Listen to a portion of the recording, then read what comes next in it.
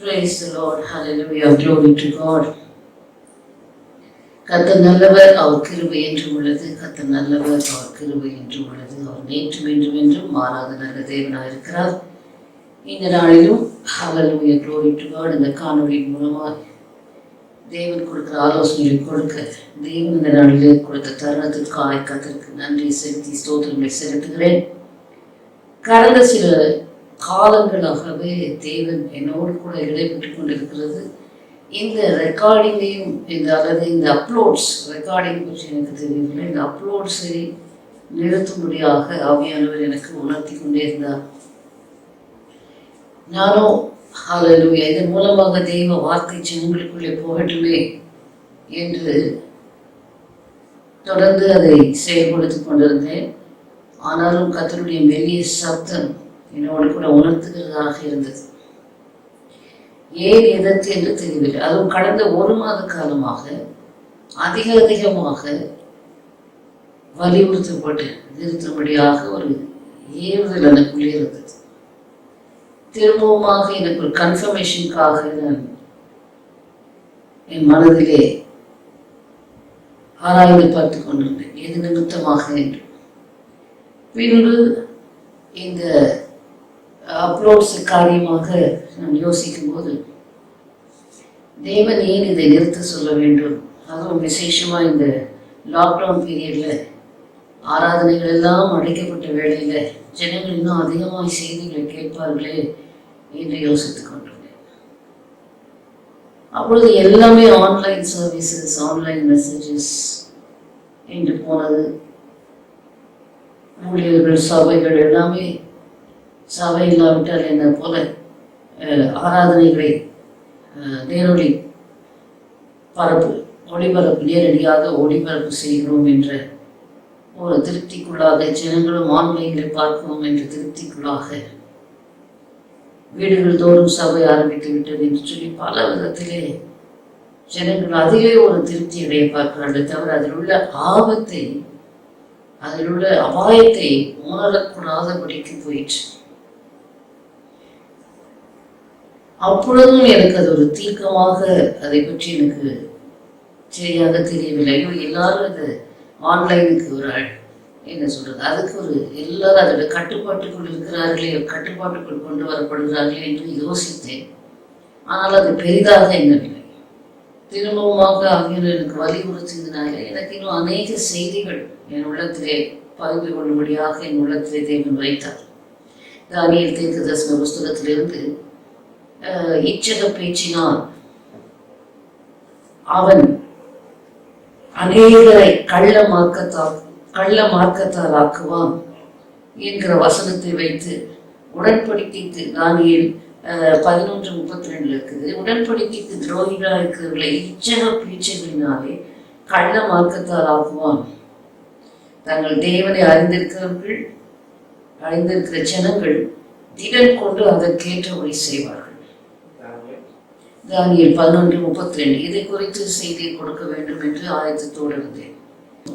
எப்படி அந்த கிறிஸ்துவனுடைய ஆவி கர்த்தரோடு உள்ள உடன்படிக்கைக்கு துரோகியா, உடன்படிக்கைக்கு உண்மையில்லாதவர்களா இருக்கிறவர்களை இச்சக பேச்சினாலே, இச்சகமான வார்த்தைகளினாலே, இச்சகம் கவர்ச்சியான காரியங்களினாலே அநேகரை கள்ளமாக்கத்தான் பொய்யான கிறிஸ்தவர்களாக மாற்றுகிறான். அதுதான் நடந்து கொண்டிருக்குது. ஆனால் கர்த்தரை அறிந்தவர்களோ, வசனத்தில் உறுதியாக இருக்கிறவர்களோ திடன் கொண்டு அதற்கு ஏற்றபடி செய்வார்கள். இதுவே போதும்.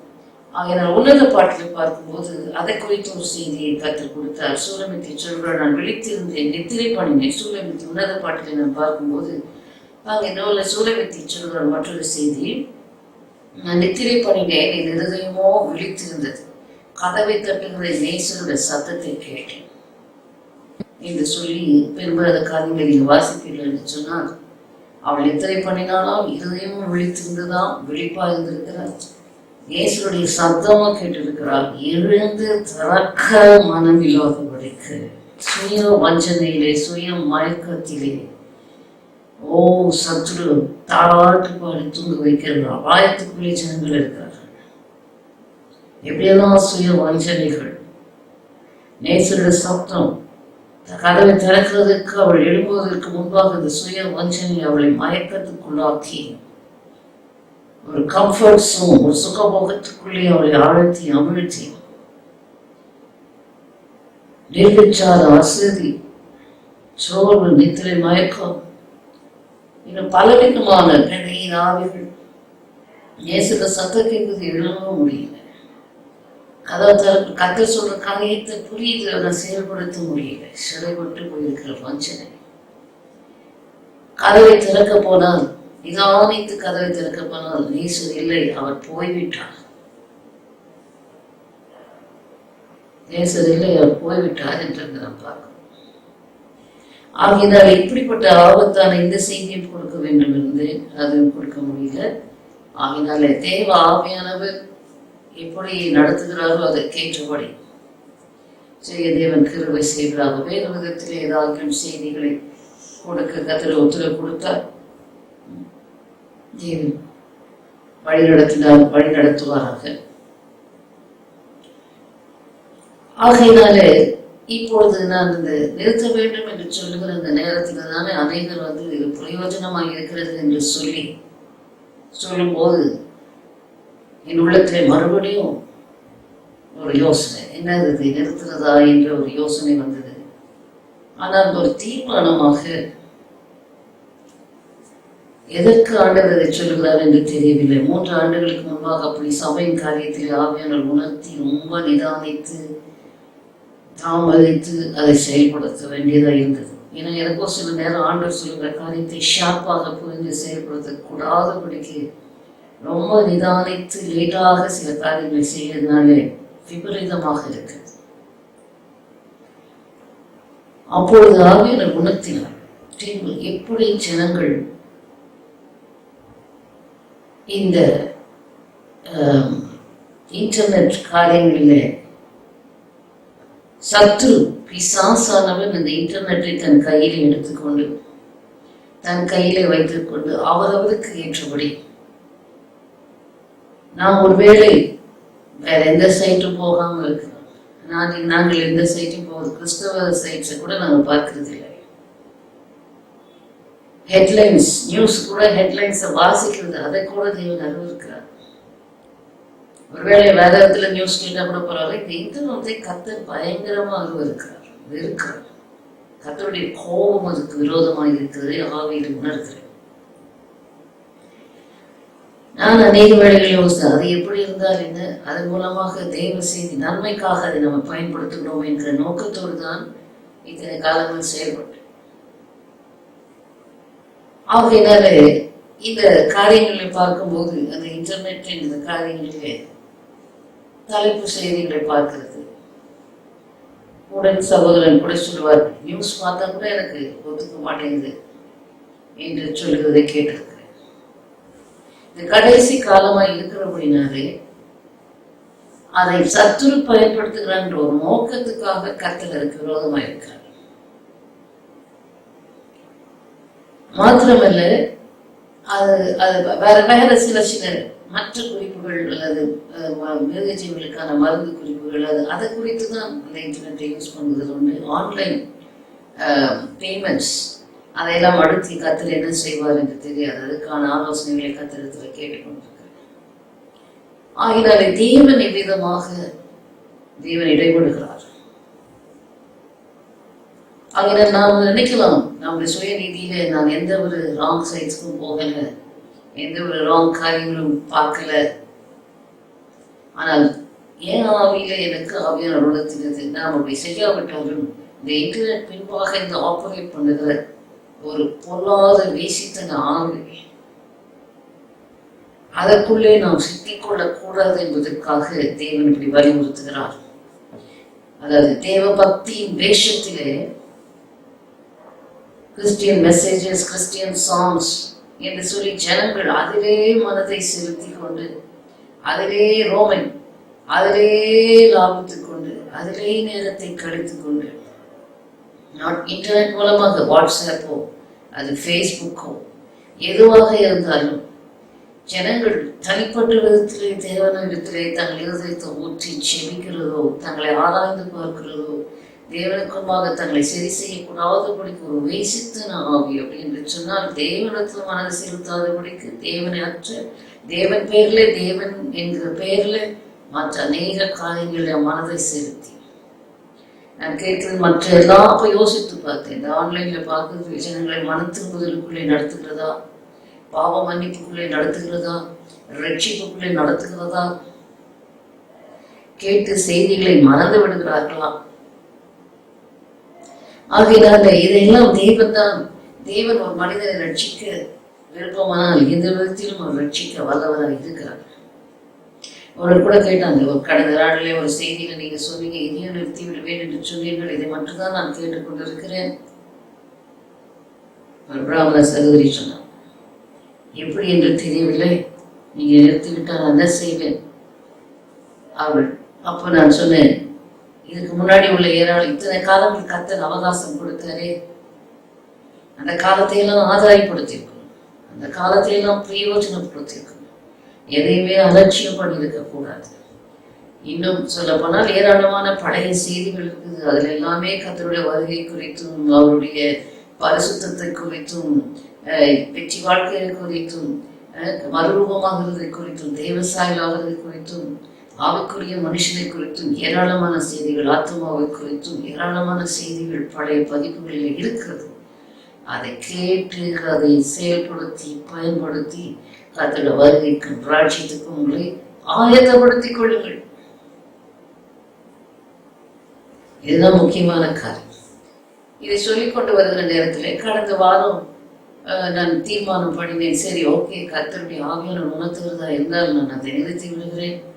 அது மாத்திரமல்ல, இந்த காரியங்கள் எல்லாமே எனக்கு வேண்டாம், அதில் எந்த தொடர்பும் எனக்கு தேவையில்லை, நன்மையான காரியத்தை போல் இருந்தால் அந்த தொடர்பு எனக்கு வேண்டாம் என்று சொல்லி தீர்மானம் பண்ணின போது என் உள்ளத்தில் ஒரு பெரிய ஒரு இளைப்பாறுதல், விடுதலை, மாத்திரமல்ல ஒரு ஹோலி ராட், ஒரு பரிசுத்தமான ஒரு தெய்வ கோபம் அவர்கள் மேல் வந்தது. அப்பொழுது எனக்கு வந்து சகோதரத்தில் ஷேர் பண்ணி, இப்படி ஒரு ஹோலி ராட் வருகிறது அப்படி என்றால் தேவன் அதற்கு விரோதமாக இருக்கிறார், அருவருக்கிறார், வெறுக்கிறார் என்று சொல்லிவிட்டு சரி இன்னும் ஒரு சில இருக்கிற செய்திகளை மட்டும் முடிச்சுட்டு அதோட நம்ம இதை ஏற கட்டிடலாம் என்று சொல்லி யோசிக்கிற நேரத்தில் கடந்த வாரம் சனிக்கிழமை அன்று ஒரு பெரிய ரெக்கார்ட் பண்ணிடலாம்னு சொல்லி இங்கே ஆராதனை ஸ்தலத்தில் வந்து காத்திருந்த போது ஒரு செய்தியை ரெக்கார்ட் பண்ணிட்ட பிறகு எனக்கு ஆவியில் ஒரு இழைப்பாதலே சமாதானம் இல்லாமல் இருந்தது. ஒரு விதமான ஒரு ஐ குட் ஃபீல் தான், ஒரு தேவ கோபத்தை போன்ற ஒரு காரியத்தை ஃபீல் பண்ணினேன். உடனடியாக அடுத்த இங்கிலீஷ் மெசேஜை ரெக்கார்ட் பண்ணது பதிலாக முழங்கால் பண்ணிட்டு செவித்து விட்டு எடிட்டிங் பண்ண ஆரம்பித்து விட்டேன். இதற்கும் நேரம் போகிறது. ஆகையினால இப்போ அடுத்த நாள் பார்த்தீங்கன்னா ஒரு பெரிய அசம்பாவிதம் நடந்தது. ஒரு மிருக ஜீவன், ஒரு பிராணி பார்த்தா அவசியம் இல்லாமல் நல்ல ஆரோக்கியமாக இருந்த ஒரு மிருக ஜீவன் அது மரித்து போனது, சுகவீனப்பட்டு. அதை கூட பெரிதாகப்படுத்தவில்லை. ஆனால் இதற்கு நான் அதை சம்மந்தப்படுத்தலை. ஊழியத்துக்கு விரோதமாக இருக்கிற சத்துரு கிரியைகளின் நிமித்தமாக அப்படிப்பட்ட காரியங்கள் ஏற்பட்டது. ஆனாலும் தேவன் எல்லாமே நன்மைக்கு எதுவாக செய்கிறவர். அது மாத்திரமல்ல, இப்படி யோசித்துக் கொண்டு இருக்கும்போது இந்த காரியங்களிலே தேவன் எவ்வளவாக உறுதியாக இருக்கிறார் என்பதை அறிந்து உணர்ந்து திரும்ப இந்த கடைசி ஒரு எச்சரிப்பின் செய்தியை மற்றவர்களிடம் கொடுத்து முடிக்கலாம் என்று தீர்மானம் பண்ணி இந்த நாளிலே இந்த காணொளியை பதிவு செய்ய தேவன் கிருபை கொடுத்திருக்கிறார், அவருடைய பர்மிஷனோடு செய்ய.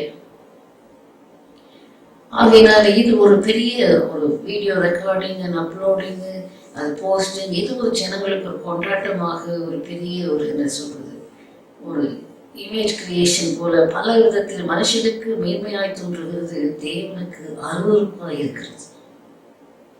இதுல ஒரு மேன்மையும் இல்லை. கர்த்தருடைய வசனம் போகணுன்ற ஒரு நோக்கத்தை தவிர வேற நோக்கமே இல்லை. அதை கூட தேவன் சொல்லிட்டு அது ஏராளமான வசனம் கொடுத்தாயிற்று ஜனங்களுக்கு, போதும். இனி வசனம் கேட்டாலும் அவர்கள் திருந்தக்கூடிய, உணரக்கூடிய, மனம் திரும்பக்கூடிய நிலைமையில் அவர்கள் இல்லை. காரணம் சத்துருவினால் யாவரும் சிறைப்படுத்தப்பட்டு அடிமைப்படுத்தப்பட்டிருக்கிறார்கள். அந்தந்த விதத்திலே தேவ பக்தியின் வேஷத்திலே வாட்ஸ்அப், ஃபேஸ்புக். இந்த ஃபேஸ்புக்ல கூட அநேகரை பார்க்கும்போது ஃப்ரெண்ட்ஸ் ரிக்வஸ்ட் செய்திகளை கேட்டு விட்டு போகலாமே என்று பார்த்தா, சாப்பிட்டீங்களா, எப்படி இருக்கீங்க, உடனே அதை அவர்களை பிளாக் பண்ணிவிட்டார். வெத்து பேச்சுக்காரர்கள் ஏராளம். அது மாத்திரமல்ல, யார் முன்னப்பின்ன தெரியாது, ஊழியக்காரன்ற மரியாதை கூட இல்லை. அது மாத்திரமல்ல, சும்மாதான் போனை பண்ணி சும்மாதான் போட்டேன், உடனே ஏதாச்சும் சும்மா போடலாம்ப்பா, ஆனால் நரகத்துக்கு போகக்கூடாது என்ற ஒரு நோக்கத்துக்காக தான் செய்திகளை போட்டு ஜனங்கள் நரகத்திலிருந்து அழிவிலிருந்து மீட்கப்பட பாவத்தை மன்னிக்க பரிகாரியாக இயேசு இந்த உலகத்துக்கு வந்தார்.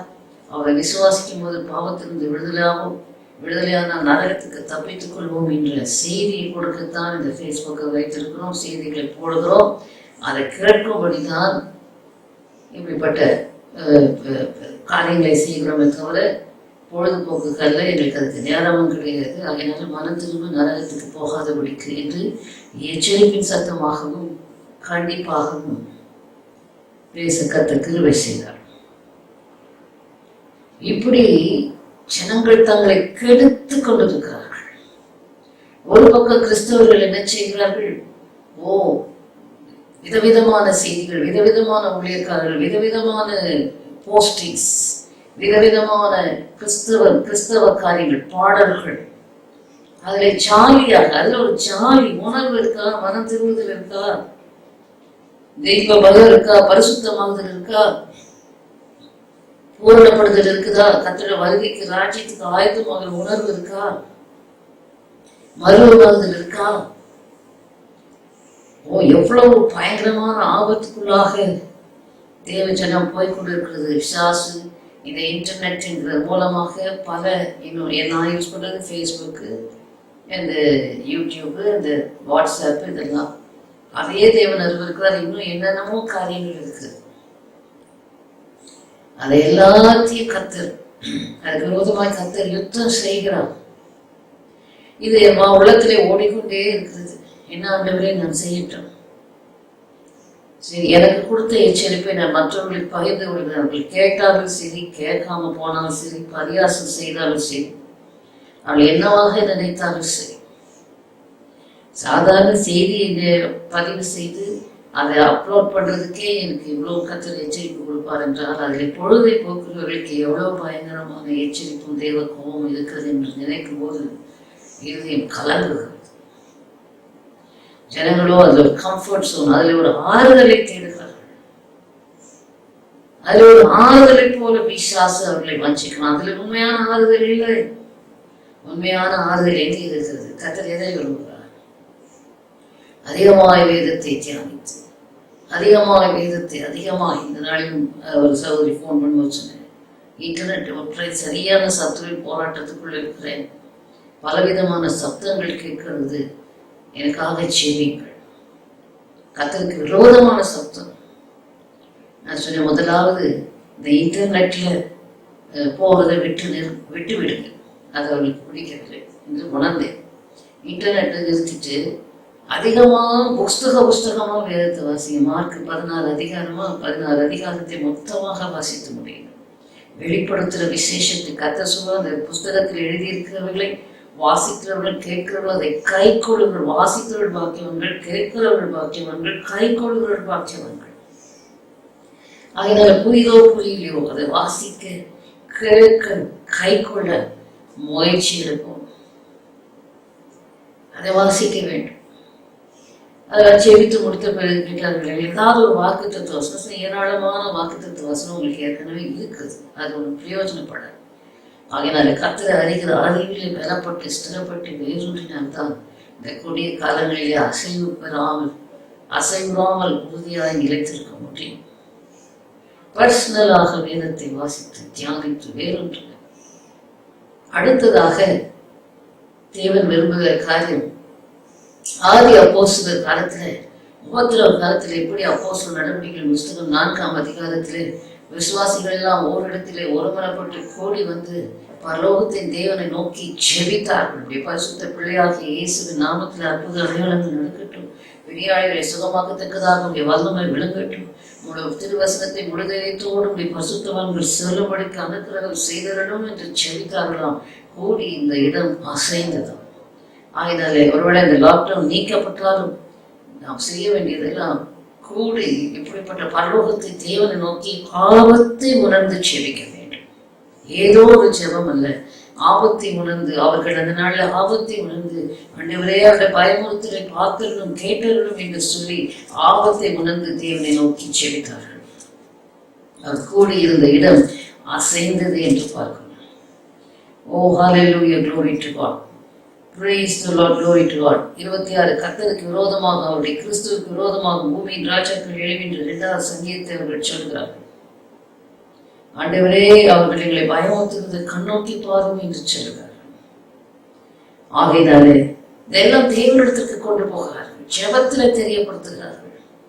நாம் அதை தான் செய்ய வேண்டும். நிர்விசாரமாக அசதியாக எல்லாரையும் பிசாசு தூக்கமாய்க்க நித்திரமாய்க்க அல்லது சுகபோக மயக்கம் பொய்யான மாயை பற்றி கொண்டு கிருபையை போக்கடிக்கிறார்கள் என்று சொல்லி தேவசுவின் நாமத்தினாலே இன்டர்நெட்ல வருகிற அனைத்தும் பொய்யான மாயை தான். அதுல ஒரு பக்தி விருத்தி இல்லை, விட்டுதலை இல்லை, ஆவியாருடைய கிரியையும் கண்டிப்பா இல்லை. இதை உணர்ந்தவர்களாக மனம் திரும்பி இதெல்லாம் தூக்கி எரிஞ்சாதான் கர்த்தர் திரும்பவும் எனக்கு உணர்த்தின கீழ்ப்படுதல் பலியிடுவதை பார்க்கலாம், கீழ்ப்படுதல் உற்சாகம். ஆகினாலே என்னதான் கர்த்தருக்காக ஆராதனை செய்கிறேன், அதை செய்கிறேன், இதை செய்கிறேன்னு சொல்லி கர்த்தர் சொல்வதை செய்யாம போனா தேவன் பொறுமையா இருக்க மாட்டார், நம்மோடு இருக்க மாட்டார். ஆகையினாலே இழிப்படைய வேண்டும்.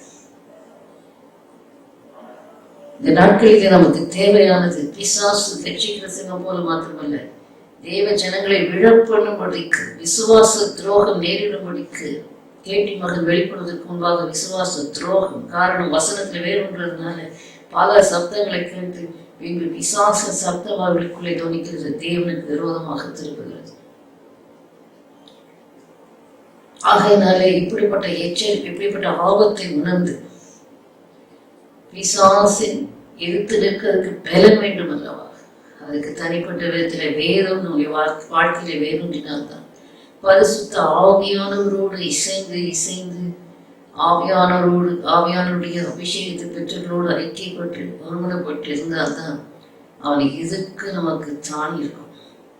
சாது சுந்தர் சிங் ஒரு புஸ்தகத்தில் எழுதியிருந்தாராம். ஒரு பலவீனமான வியாதிப்பட்ட மனுஷன் படுத்திருந்தான். அப்போ அவனை நோக்கி ஒரு பாம்பு வந்தது. அவன் அதை பார்க்கிறான். அந்த பாம்பு அவனை நோக்கி வருகிறது. அவனுக்கு ஆபத்து புரிகிறது. ஆனாலும் அவன் எழுந்து அந்த பாம்பை அடிக்க அவனுக்கு பலன் இல்லாமல் போனது. அந்த பாம்பு அவனை தீண்டி கொத்தி அவனை மறைத்து போக செய்தது. அதை போலதான் இன்றைக்கு கிறிஸ்தவர்கள் ஆபத்து தெரிகிறது, ஐயோ இது ஆபத்து ஆபத்து என்று உணர்கிறார்கள். ஆனால் அந்த ஆபத்துக்கு எதிர்க்க திராணி இல்லை, பலன் இல்லை, ஆவியானவருடைய உதவி இல்லை, ஒத்தாசை இல்லை. ஏனென்றால் தங்கள் சொந்த மனதும் மாம்சம் விரும்பினவர்களையே செய்து கொண்டிருந்ததுனால ஆவிக்குரிய மனுஷங்களை பலன் இல்லாமல் தேவ பக்தியின் வேஷம் இருந்தது, பலன் இல்லை. தேவ பக்தியின் வேஷத்தை தெரிவித்து பலனை மறுதளிக்கிறவர்களா இருந்தார். தேவ பலன் இருக்கா? பிசாசனோட வஞ்சனை ஆபத்தை உணர்ந்து எதிர்க்க தேவ பலன் இருக்கா? எதிர்த்து அதை விட்டு ஓட பலன் இருக்கிறதா? வெளிவர உதவி பலன் இருக்கிறதா? திடீரென்று நேற்று தினத்தில் இந்த நாளிலோ இந்த வசனத்தை எனக்கு காண்பித்தார். என்ன ஆண்டவரை மறுபடியும் இந்த காரியம் இடத்தில் ஓடிக்கொண்டிருந்ததுனாலே வெளிப்படுத்தின விசேஷம் இந்த வசனத்தை வாசிக்கலாம். வெளிப்படுத்தின விசேஷம் 18ஆம் அதிகாரம் 4வது வசனத்தை வாசிக்கலாம். வெளிப்படுத்தல் 18:4. வேறொரு சத்தம் வானத்திலிருந்து உண்டாக கேட்டேன். பின்பு வேறொரு சத்தம் வானத்திலிருந்து உண்டாக கேட்டேன். அது என் ஜனங்களே, நீங்கள் அவளுடைய பாவங்களுக்கு உடன்படாமலும் அவளுக்கு நேரிடும் வாதைகளில் அகப்படாமலும் இருக்கும்படிக்கு அவளை விட்டு வெளியே வாருங்கள். எனக்கு ஆச்சரியமா இருந்தது. இந்த வசனத்தை நான் வாசிக்கும் போதெல்லாம் யோசிப்பேன், அமெரிக்காவை குறித்தோ அல்லது ஆவிக்குரிய பாபிலோன், மகா பாபிலோன் விழுந்தது விழுந்தது. அது முந்தின வசனங்களை வாசித்தீங்கன்னா தெரியும். ஸோ மகா பாபிலோன் என்கிற ஒரு நகரத்தை குறித்து சொல்லி இருக்கிறது என்று. ஆனால் இந்த நாட்களில் இதை வாசித்து இந்த காரியங்கள் மனதில் ஓடிக்கொண்டிருந்தனாலே கர்த்தர் தெளிவாக என் ஆவியில பேசினார். என் ஜனங்களை, அப்போ அந்த அந்த தேசத்தை விட்டு அவர் ஜனங்களை வர சொல்றாரு போல இருக்கு, அப்படியா இருக்குமோ அப்படியெல்லாம் மனதில் ஓடிக்கொண்டிருக்குது. ஆனால் இப்போ இந்த சந்தர்ப்பத்திற்கு ஏற்ற விதமாக நாம் பார்க்கும்போது, என் ஜனங்களே நீங்கள் அவருடைய பாவங்களுக்கு உடன்படாமல் அவளுடைய பாவங்களை செய்யல அந்த காரியங்கள்ல நாம் இருக்கும்போது உடன்படுகிறதாக இருக்கிறது. நீங்கள் அவளுடைய பாவங்களுக்கு உடன்படாமலும் அவளுக்கு நேரிடும் வாதைகளில் அகப்படாமல் இருக்க என்ன செய்யணும்? அவளை விட்டு வெளியே வாங்க. Come out. Come out is Christianity. 2 கொரிந்தியர் புஸ்தகம் 6ஆம் அதிகாரம் 14வது வசனத்திலிருந்து நமக்கு தெரியும். இவளை விட்டு பிரித்து வெளியே வந்தால் என் குமாரத்திகளுமா இருப்பீர்கள், நான் உங்கள் தேவனாய் இருப்பேன் என்று ஆண்டவர் சொல்லுகிறார். அந்த கிறிஸ்தவ வாழ்க்கையே பிரிந்து பிரிந்து பிரிந்து, அதாவது தேவனற்ற காரியங்களை விட்டு விலகி வெளியேற வேண்டியதுதான் கிறிஸ்தவ வாழ்க்கை. தேவன் இயேசு சொன்னார், அந்நாளில் அநேகர் என் நாமத்தினாலே உங்களை வஞ்சிப்பார்கள். அதனால வஞ்சனை என்றது, வஞ்சிக்கிற ஆவி எந்த உருவத்தில் வருதுன்னா, இயேசு நாமத்தில, இயேசு பேர்ல, தேவ பக்தியில, வசனத்துல உறுதியா இருந்தா, திறனா இருந்தா, அவரை அறிந்திருந்தா அதற்கு ஏற்றபடி செய்வோம். தானியேல் வாசித்தது போல. ஆகினால தானியேல் 11:32 இப்படி நாம் பார்க்கிறோம். ஹல்லேலூயா. அவளுடைய என் ஜனங்களே அவளுடைய பாவத்துக்கு உடன்படாதீங்க, அவளுக்கு நேரிடும் பாதையில் அகப்பற்றாதீங்க. கர்த்தருடைய பாதை வருகிறது. ஆகினால என்ன செய்யணும்? அவளை விட்டு வெளியே வா. Come out before it is too late என்று கர்த்தர் இந்த எச்சரிக்கையின் சத்தத்தோடு இந்த செய்தியை முடிக்க விரும்புகிறார். ஆகினாலே தேவனுடைய பரிசுத்த நாமத்துக்கு மகிமை உண்டாவதாக. கர்த்தருக்கு இந்த வார்த்தைகள், இந்த செய்தி, அவர் கொடுத்த இந்த செய்திக்காய் கர்த்தருக்கு நன்றியை செலுத்தி அவருக்கு சமர்ப்பித்து விட்டு இந்த வார்த்தைகள் ஜனங்களுக்குள்ளே உணர்வை கொண்டு வர வேண்டும். ஜனங்களை சிறைப்படுத்தி இருக்கிற அந்த இன்டர்நெட்டால், அது பேரே இன்டர்நெட் வலை, சாத்தானுடைய வலை, இன்னொரு பேர் வெப், அதுவும் வலை. இவ்வளவு தெளிவாய் அவர் பெயரை கொடுத்திருந்த போதிலும் நமக்குள்ளே ஒரு விழிப்புணர்வு இல்லாமல் இருக்கிறது. எப்படி ஒரு பரிசுத்தவான் பல வருஷங்களுக்கு முன்பாக செல்வின் ஹியூஸ் அவருடைய செய்திக்கு வந்தபோது ஒரு செய்தி எனக்கு புரியல, ஒரு காரியம் மாத்திரம் எனக்கு புரிஞ்சது. ஒரு ஃப்ராக், ஒரு டிராக்டர், அதை ஒரு டெஸ்ட் டியூப்ல போட்டு அது கீழே ஒரு நெருப்பு மூட்டினார், தண்ணிக்குள்ள போட்டு. அந்த தவளை என்ன செய்ததுதான், தண்ணிக்குள்ள நல்ல சுவாரஸ்யமா நீச்சல் அடிச்சுட்டு இருந்துச்சு. அது உள்ள நெருப்பு மூட்டின உடனே அந்த தண்ணி வெது வெதுப்பான உடனே அது நல்ல சுகமா வெது வெதுன்னு சுகமா அதில் படுத்து உறங்கி கொண்டிருக்கிறாங்க. நல்லா சுகமோகமா இருக்குன்னு சொல்லி கொஞ்ச நேரம் கழிச்சு அந்த தண்ணி சூடு ஆக ஆக ஆக ஆக அதுக்கு உணர்வே இல்லாமல் அந்த கொதிக்கிற தண்ணியில சேர்த்து மாண்டு போனது. அதே போலதான் இன்றைக்கு சற்று ஒவ்வொருவரையும் சந்தோஷத்தை துள்ள வைக்கிறான். கொஞ்ச நாள்ல அப்படியே ஒரு மயக்கத்துக்குள்ள ஆக்குறான். இன்னும் கொஞ்ச நாள்ல ஆத்மாவை சாகடிக்கிறான். அவனை எதிர்க்க திராணி இல்லாதபடிக்கு எல்லாரும் அவனால் சிறைப்படுத்தப்பட்டு ஆத்மாவிலே ஜீவன் இழந்தவர்களாக போகிறார். அதனால் வெளிப்படைந்து யார் யாருக்கு கர்த்தர் எப்படி எப்படி உணர்த்துகிறாரோ அந்த உணர்வின்படி செயல்படும் போது நிச்சயமாகவே இந்த ஆபத்துகளுக்கு, வரப்போகிற ஆபத்துகளுக்கு தப்பித்துக் கொள்ளலாம். இன்னும் என் ஆவியில் உணர்த்தப்பட்டது, ஒருவேளை இதைதான் கர்த்தர் என்னை நிறுத்த சொல்கிறார். ஒருவேளை பொது அளவிலே கூட இது நிறுத்தப்படலாம். இன்னொரு காரியம் ஒருவேளை எனக்கு ஆவியில் உணர்த்தப்பட்டது, சபைகள் திறக்கப்பட்டாலும் சில கட்டுப்பாடுகள், சில அரசாங்கத்தின் அதிகாரங்களுக்கு கீழ்ப்படுத்தப்படலாம். என்னென்னவோ காரியங்களின் ஆவியில் உணர்த்தப்படுகிறது. நாம் எவ்வளவாக விழிப்புணர்வாக இருக்கிறோம். நாம் அரசாங்கத்துக்கு கீழ்ப்படிந்து கட்டுப்பட்டு சபையை முடிந்ததாக நினைக்கிறோம். அரசாங்கம் இல்லை, உலகம் முழுவதிலும் நடக்கிறது. ஆகையினால் இது சத்ருவின் ராஜ்யத்தின் கிரியையாக இருக்கிறது. அந்த காலத்தின் வேலையாக இருக்கிறது என்பதை உணர்ந்து விழித்து எழுந்தி அதற்கேற்றபடி ஆவியானவருடைய நடத்துதல் இன்னும் ஆவியானவர் நமக்கு துணை செய்கிறவராக கூப்பிடும்போது, இல்லாவிட்டால் எல்லாம் அமிழ்ந்து போகிற ஒரு சூழ்நிலை. அதனால் அவரை நோக்கி கூப்பிடும்போது, அவரோடு ஐக்கியப்படும் போது தான் தேவன் கிரியை செய்கிறார். அப்படிப்பட்ட ஒரு காலமாக இருக்கிறது. அதில் பரிசுத்த ஆவியானவரை கூப்பிட்டு வேத வசனத்தோடு கூட நம்ம ஒன்றி இருக்கும் போதுதான் ஆவியானவர் கிரியை செய்கிறார். ஆவியானவர் வேத வசனத்தை இணைந்து இந்த உதவியோடு கூட இந்த எல்லா ஆபத்து காலங்களுக்கும் நீங்களாக்கி விடுவிக்க, ரட்சிக்கப்பட, தப்பு வைக்கப்பட தேவன் தாமே கிருபை செய்கிறார். இந்த வலைகளில் இருந்து தப்பு வைக்கப்பட, to escape from all the snares of the devil. கர்த்தர் தாமே இந்த வலைகளிலிருந்து, கட்டுகளிலிருந்து, சாசனுடைய தந்திரங்கள், நாச மோசங்களிலிருந்து தேவ ஜனங்களை கர்த்தர் விடுதலை செய்வாராக. கர்த்தருக்கு என்றென்றைக்கும் உள்ள சதா காலங்களிலும் மகிமை உண்டாவதாக. மழகி போயிருக்கிற ஆவி, ஆத்மா, சரீரம் உணர்வடைவதாக, விழிப்புணர்வடைவதாக, எழுப்புதல் அடைவதாக, செற்றைகள் எடுத்து உயரை எழுப்புவதாக.